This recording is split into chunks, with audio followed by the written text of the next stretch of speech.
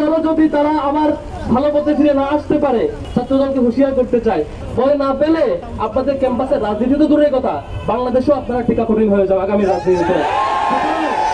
শাহবাগ মঞ্চায়ন করে শিবিরকে আবার হত্যাযোগ্য করার একটা ষড়যন্ত্র করা হচ্ছে। 2 মণ গাঁজা নিয়ে গ্রেফতার হয় ছাত্রদল নেতা।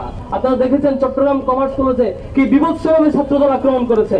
দীর্ঘ 15 বছরের ফ্যাসিবাদ বিরোধী লড়াইয়ে যারা আমাদের সঙ্গে ছিলেন, সেরকম একটি ছাত্র সংগঠন বাংলাদেশ জাতীয়তাবাদী ছাত্রদল আমাদের ফ্যাসিবাদ বিরোধী আন্দোলনের বিপক্ষে দাঁড়িয়ে যারা ফ্যাসিবাদকে সহযোগিতা করেছিল, সেই সকল কিছু সংগঠনের ফাঁদে পা দিয়েছে দীর্ঘদিন ধরে।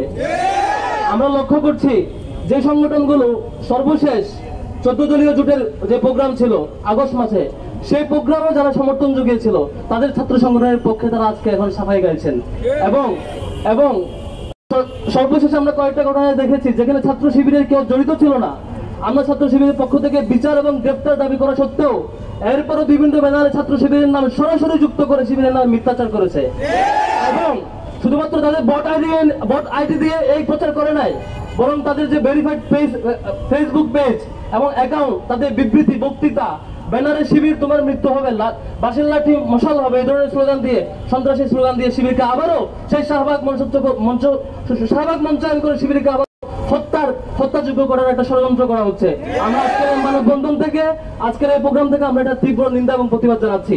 একই সাথে আমরা 5 আগস্টের পরে মনে করেছিলাম গত 15 বছর যারা ভিকটিম হয়েছিল ছাত্রদল, শিবির, ছাত্র শিবির সহ অন্যান্য সকল সংগঠন অন্তত এবার বুঝবে আমরা যেমন ভাবে ভিকটিম হয়েছিলাম অন্তত এমন আচরণ আমরা করব না, এটুকু অন্তত আমরা বিশ্বাস করতে চেয়েছিলাম।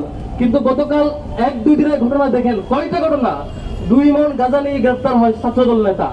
আপনারা দেখেছেন, শুধু এটুকু দিয়ে না, একজন নারীকে হুমকি দেওয়া হয়, তাকে নাকি তার সর্বোচ্চটুকু তারা দেখাবে।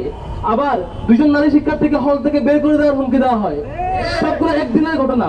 বৈষম্যবিরোধী ছাত্র আন্দোলনের একজন আন্দোলন করেছে এমন একজন নারীকে তাকে হেনস্থা করেছে। শুধু এইটুকু নয়, আমরা শুধুমাত্র দেখেছি ইন্টারনেট ক্লাসে পর্যন্ত অসংখ্য নারীকে তারা হুমকি এবং বাজেভাবে অ্যাপ্রোচ করেছে। আমরা এরকম এই বাংলাদেশে কোনো ছাত্র সংগঠনের কাছ থেকে এরকম রেসপন্স আশা করি না। সম্মানিত উপস্থিতি, আজকে বাংলাদেশ ইসলামী ছাত্র শিবিরের একটি হেল্প ডেস্ক ছিল সবগুলো ন্যাশনাল ইউনিভার্সিটির ভর্তি পরীক্ষাগুলোকে সবগুলো কলেজের সামনে। আপনারা দেখেছেন চট্টগ্রাম কমার্স কলেজে কি বিভৎসভাবে ছাত্রদল আক্রমণ করেছে। আমরা এই আক্রমণের তীব্র নিন্দা এবং প্রতিবাদ জানাচ্ছি। আপনারা দেখেছেন ঢাকায় বিভিন্ন কলেজে, বিভিন্ন ইউনিভার্সিটিতে, বিভিন্ন প্রতিষ্ঠানে তারা রুমে গিয়ে রুমে আটকে শিক্ষার্থীদের উপর তারা নির্যাতন করছে। আমরা এই সকল ঘটনা তীব্র নিন্দা জানাচ্ছি। একই সাথে হুঁশিয়ার করতে চাই, ছাত্রলীগ ভুল করেছিল কি জানেন? ছাত্রলীগ তারা যেমন শিক্ষার্থীদের উপর আক্রমণ করেছে, আক্রমণ করা এটাকে জাস্টিফাই করেছে, ঠিক আমরা ছাত্র দলের মধ্যে সেম আচরণ লক্ষ্য করছি।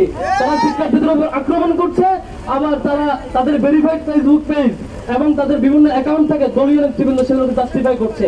কালকে দেখেছি এক ছাত্র দলের ট্রি, তারা বলছে এই 3টা ঘটনা নাকি থঙ্কু ঘটনা, তুচ্ছ ঘটনা নিয়ে নাকি আমরা মাথামাতি করছি। একদিনে 3টা নারী নির্যাতনের ঘটনাকে তারা মনে করছে তুচ্ছ ঘটনা। তাদের কাছে আমরা কি আশা করব?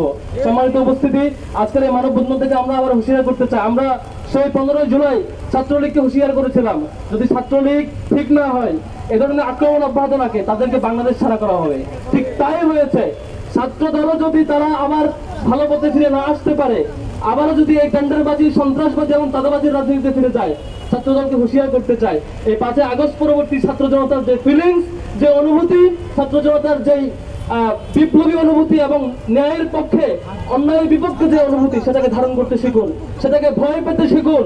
ভয় না পেলে আপনাদের ক্যাম্পাসে রাজনীতি তো দূরের কথা, বাংলাদেশেও আপনারা টিকা কঠিন হয়ে যাবে আগামী রাজনীতিতে। সুতরাং ছাত্র দলের প্রতি আমাদের একটা সিম্প্যাথি আছে। কেন জানেন? গত 15-16 বছরের যে দীর্ঘ আন্দোলন, সেই আন্দোলন ছাত্রদের আমাদের সহযোদ্ধা ছিল। সেই সিম্প্যাথি থেকে এখনো আমরা আহ্বান করতে চাই, আপনারা এই সময়টুকু থাকতে সকল অপরাধী থেকে আপনাদেরকে দল থেকে ছিন্ন করুন, দল থেকে বহিষ্কার করুন, শাস্তি নিশ্চিত করুন। এই ধরনের অপরাধকে জাস্টিফাই করতে আসবেন না। আপনাদের দলকে টপ টু বটম পুরোটা আপনারা ধারণ করতে শিখুন সত্যের পথটা। অন্তত আপনাদের সভাপতি যে শিবিরের উপর দায় দিয়ে দাও যে নির্দেশনা দিয়েছে, সেটা অন্তত আপনারা ফলো করবেন না। সেই বিশ্বাস ছাত্র দলের সকল কর্মীর কাছ থেকে আমি পেতে চাই, সেই বিশ্বাস আমরা অর্জন করতে চাই। অথবা যদি আপনারা আপনাদের দলীয় প্রধানের নির্দেশনা শিবিরের উপর দায় দিয়ে দাও, সেই প্র্যাকটিস ফলো করতে থাকেন, তাহলে অপেক্ষা করেন, এই বাংলার ছাত্র জনতা আপনাদেরকে দেখবে ইনশাআল্লাহ। এবং সেটা জবাব দেবো। আমি এই বলে আমার কথা শেষ করছি। সবাইকে ধন্যবাদ।